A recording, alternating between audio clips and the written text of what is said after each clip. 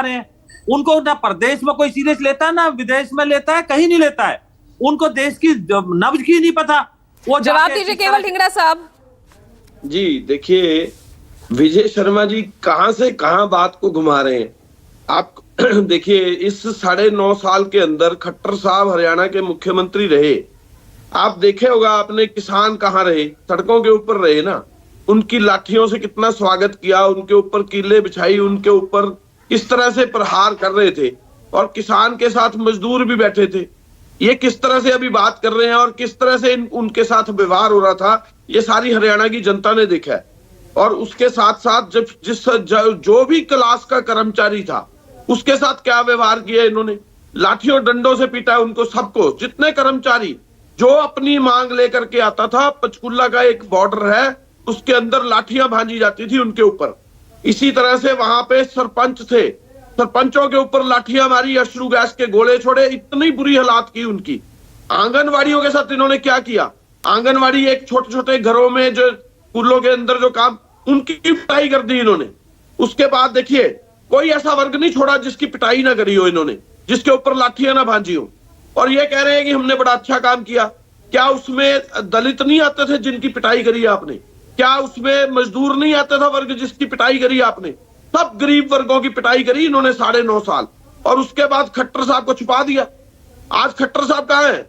उनकी फोटो नहीं लगती किसी, जब मोदी जी जाते हैं फोटो भी गायब कर दी उनकी।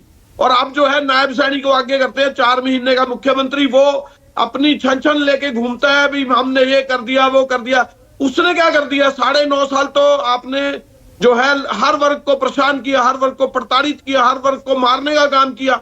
जिस तरह से आप लोगों ने मारा है, ये जो विनेश की बात अभी हो रही थी, इसके साथ क्या हाल किया आपने? इन बेटियों के साथ दिल्ली के अंदर जंतर मंतर के ऊपर पुलिस ने लाठियों के साथ भांजा इनको, और इस सारे देश ने देखा ये। और उसके बाद ये कह रहे हैं कि हमने बड़े अच्छे काम किए। मुझे समझ में नहीं आ रहा कि मोदी जी जब रैली पे यहाँ पे आते हैं तो 10 साल की हरियाणा की उपलब्धि क्यों नहीं बताते? वो ये कहते हैं कि भाई कांग्रेस ये है, कांग्रेस गलत है, कांग्रेस ने गलत काम कर दिए। भाई साहब, अपने खट्टर साहब के 10 साल के काम तो गिनाओ। कुछ काम है अपने जो गिना सकते हैं आप? हमारे टाइम के अंदर 10 साल में हुड्डा साहब की मुख्यमंत्री जब थे तो कितने इंफ्रास्ट्रक्चर बने। आप देखिए, एजुकेशनल इंस्टीट्यूशन बने, बिजली के कारखाने बने, उसके बाद आप मेट्रो के विस्तार हुआ, सड़कों का विस्तार हुआ, मेडिकल इंस्टीट्यूशन बने। आप लोगों ने क्या किया? जो जनता में भाई, कल पीएम ने कहा कि कांग्रेस की सरकार में 3 से 4 फसलें सिर्फ एमएसपी पर खरीदी जाती थी, आज 24 फसलें खरीदी जा रही है। अब ये भी किसान का एक बड़ा मुद्दा आप बना रहे हैं ना। पूजा जी, ये झूठ है। आप देखिए, एमएसपी की फसलें 24 होती ही नहीं हरियाणा के अंदर, ये झूठ बोलते हैं। इनको यही नहीं मालूम कि झूठ भी किस तरह से बोलना है। बोलते तो है झूठ, 24 फसलें खरीद ली, वो फसलें खरीद ली। किसान एमएसपी की गारंटी की मांग कर रहा है, वो नहीं दे रहे। फसलें खरीद रहे हैं, फसलें खरीद रहे हैं। क्या फसलें खरीद रहे हैं? कौन सी फसलें खरीदी इन्होंने?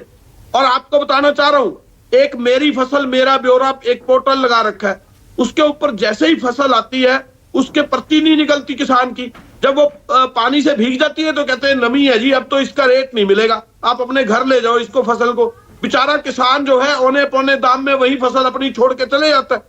ये कई फसलें तो आपने देखी होगी, लोगों ने सड़कों पे फेंक दी। इस वक्त केवल ढींगरा साहब, दलितों का ये वोट बैंक हर पार्टी के लिए बहुत जरूरी हो गया है। लोकसभा चुनाव में जो हालिया हुए वो उसका एक बहुत बड़ा प्रमाण भी है, और आपको वही दलित विरोधी चेहरा बनाने के पीछे लगातार बीजेपी जो है दिख रही है। कल भी प्रधानमंत्री ने साफ तौर पर कहा, पिता पुत्र की राजनीति को चमकाने के लिए दलित को मोहरा बना रहे हैं आप लोग। देखिए, यही काम रह गया इनका, आपस में भिड़ाना। इनका काम रह गया जनता में आपस में फूट पैदा करो। खट्टर साहब ने आते ही हरियाणा के अंदर जाट वर्सेस नॉन जाट की लड़ाई करवाई, 35 बच्चे गोलियों का शिकार हुए। उसके बाद राम रहीम वाला मामला, उसके बाद रामपाल, उससे पहले रामपाल वाला मामला, 100 आदमी पुलिस की गोली का शिकार, छाती और माथे पे गोलियां मारी इन्होंने। और ये कह रहे हैं हम काम कर रहे हैं हरियाणा की जनता के लिए। इन ऐसे काम होते हैं क्या? पुलिस की गोलियां चल रही हो और माथे और छाती पे गोलियां करके कितने लोग मार दिए हरियाणा के। और उसके बाद जो है कई लोग जो है वो जख्मी हुए, हॉस्पिटलों में रहे। कोरोना काल के अंदर लाशें जो है वो सड़कों पे पड़ी हुई थी। इनके हाल, इन्होंने किसी की ना ऑक्सीजन पूछी ना किसी का हाल पूछा। इन लोगों ने जो हालात हरियाणा के किए हैं, हरियाणा की जनता इनको चलता करने के लिए तैयार तो बैठी ऐसे है। में सुमित हिंदुस्तानी इस बार